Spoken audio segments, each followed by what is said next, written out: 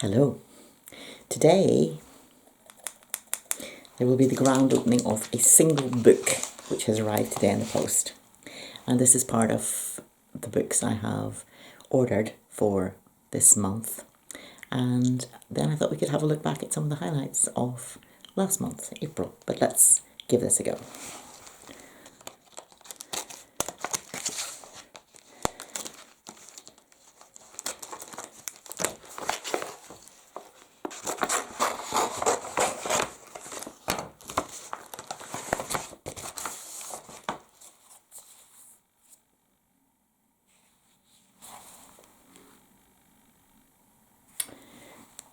Karin v. Maur, The Sound of Painting, Music in Modern Art.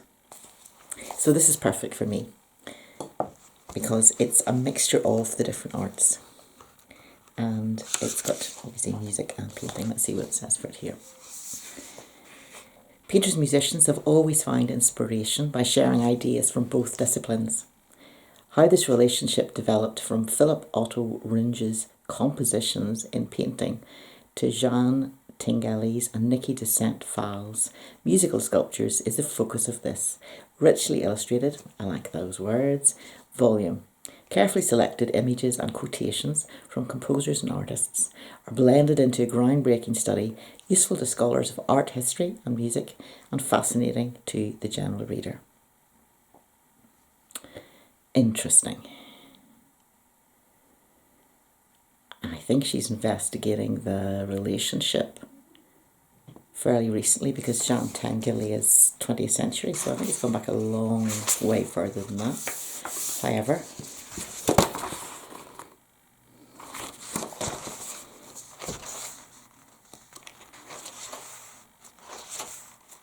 it is well illustrated. I mean, that's one of the good things about it. So I'm really pleased to have that.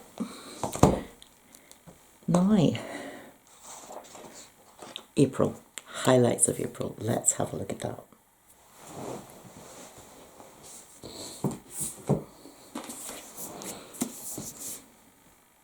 One of the highlights for the month was reading this book, Few and Far Between, Jan Carson, which I purchased, and I purchased it about tea time, just after tea time, started reading it on the bus on the way home, read it all through the night and finished about 3 in the morning. And if that doesn't tell you that it's a good read, I don't know what does. It was literally unputdownable. It's set in Northern Ireland. It's set in an almost science fiction-y version of Northern Ireland because it's something that didn't happen but in reality. And the idea being that there's a central Loch Ness in the middle of the Northern Ireland, and it had been drained, and little islands had been put there for people to come who were suffering from persecution and upset by the troubles in Northern Ireland. And the book starts off with a couple who've been there, part of this situation for a long time. Their father had headed up this kind of colony and they're hoping it can be kept open. But now that the political situation has changed and there has been this peace situation, a lot of people have left, and is it going to be sustainable? And they would rather like it to be sustained. And then somebody comes to visit and inspect who's going to be part of deciding whether or not it continues. And it all spirals off from there, and it visits the past, and there's different times back and forward. And it is wonderful. The language is distinctively Northern Irish. The people are convincing, and there's lots of characters, ways of thinking and language that you'll recognise if you've lived here. And so if you have any interest in Northern Ireland, definitely get this book. It refers to lots of things, lets you think about a lot of situations because of course it's set in this slightly fictionalised, well, very fictionalised setting. But it's an enjoyable read.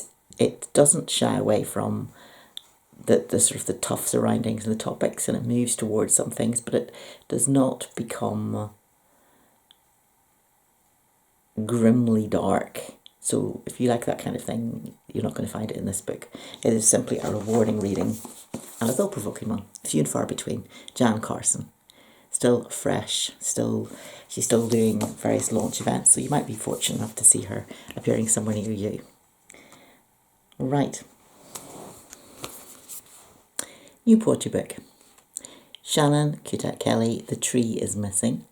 I went to this launch in the Shivasini Centre last week, where she was reading from her poetry, and also was very well introduced by Stephen Sexton. She is a postgraduate from the Shivasini Centre, and is now a fellow of the Shivasini Centre. And I'll read you the poem from which the title of the book comes. It's called Dead End. When you go back to the square, the tree is missing. You have a photograph of yourself hugging the tree. You spend a winter trying to find the tree, trying to find the initials carved into its trunk. You think if you read them, you'll remember the man they belonged to. You buy ice creams you won't eat just to wait in the shop that should be nearby. When you find the tree, it is not in the square in the picture. It is in a much smaller square behind a church near the stoneworks. In the photograph, your eyes are the wrong colour. The girl in the picture is not you. You walk the long way home, clutching your coat against your neck. At the corner, a man asks for your name.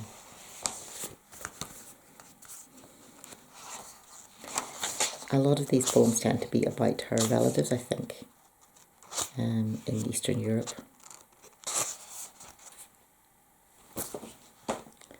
Okay, what else have we got? I recently read Dorothy Sayers' Gaudy Night, which was fantastic, where we have a female detective at the heart of it all, and it is Harriet Vane herself. She's gone back to her old Oxford College, and she's dealing with most of it. Even though Lord Peter Wimsey appears towards the end of this, she is solving the mystery. There is no actual murder, no actual dead body involved, but there is a lot of threats going on. And this novel actually takes time to consider what it's like to be a woman in a college in Oxford at a time whenever it was very, very unusual, which was part of the experience of Dorothy Sayers herself, and various arguments and thoughts about women having academic careers, and this is all the background and the body of the actual mystery as well, but very interestingly done, and a key one if you're interested in Lord Peter Wimsey. Although he only appears for a short time, it's a key one in his story of his life. Well worth reading. Another book I read and loved, which everybody else virtually in the world seems to have read, is The Age of Innocence by Edith Wharton. This is my first Edith Wharton book. I don't think it's going to be my last. I loved it. I thought it was astonishing the way she was able to write about values in a society from the point of view of a man, and yet obviously she was a woman, and it deals with higher New York society and their values, their way of looking at women, and how the lead character in particular, comes to recognise how his life is constrained and all the expectations that are on him of who he's going to marry, what job he's going to have, what he's going to do for the rest of his life are in here. And there's a lot of judging going on about who is acceptable and who is not in that area. And of course, somebody comes through who is very much from outside and yet inside. So she's been part of the family, but she has married, unfortunately, and has come back and is potentially going to have a divorce, which is beyond the pale as far as everybody else is concerned. There's a lot of dual standards going on, and it's kind of humorously written, but the main thing is that you really get caught up in the main character's thinking and his heart and his mind and what he's thinking of. Is he going to make a vast change in his life? Is he not? and it's like you're right inside him and his thoughts and his feelings at moments of great excitement or possible change, and it's thrilling. It is really thrilling. So I enjoyed that reading. I know it's such a classic, everybody else has probably talked about it as well, The Age of Innocence, but I thoroughly enjoyed it, and I would recommend it for reading if you haven't read it yourself yet. You know, thinking about it, that's 4 books by women that I've really enjoyed recently, which is heartening. April. For me, I came across an absolutely fantastic video by Dana Gioia, the poet, called Making Poetry Sing, and it's a YouTube video all about how to connect with the audience, and you know, the fact that a lot of modern poetry tends not to, is kind of uninterested in the audience, but is very interested in saying who they are and what they believe as a poet, what they're thinking and feeling. And he's called it Making Poetry Sing, Crossing the Divide Between Poet and Audience. And I began making notes on the talk, and it was so excellent that, it's only a 35-minute talk, but it was so excellent that I just kept writing to the point that it was almost writing out every single word he'd done. He is an excellent speaker. He's an experienced professor of writing and literature, and he communicates excellently, and I think it's worth looking at. Secondly, I came across the Green Lady of Brooklyn. Have you met her? She's somebody who just loves wearing green, and she wears green head to toe, including her hair. So she might like this top of mine, actually. It's part of the way there to what she likes. But I saw a picture of her in the Textile Library in Brooklyn, which is the Tattered Blue Library. Not everybody may know about this, but it's a library of books simply about textiles. Just a glorious resource. So if you're a textile appreciator, or you are interested in doing workshops or even online workshops, it's well worth looking at that website, and I'll give you that.